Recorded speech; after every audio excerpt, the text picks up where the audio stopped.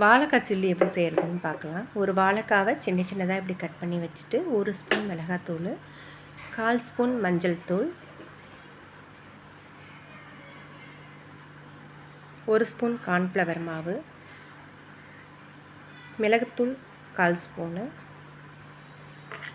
கரம் மசாலா கொஞ்சமாக,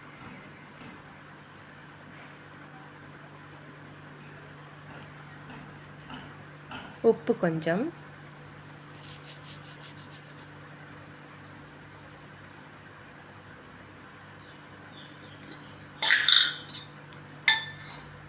ஒரு ஸ்பூன் எண்ணெய்,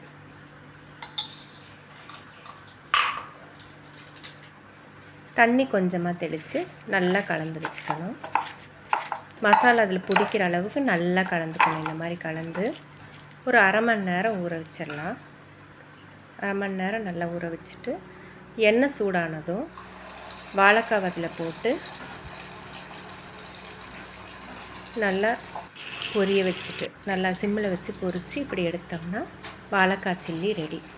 டேஸ்ட்டு சூப்பராக இருக்கும். சிக்கன் மாதிரியே இருக்கும். வாழைக்காய் சில்லி ரெடி.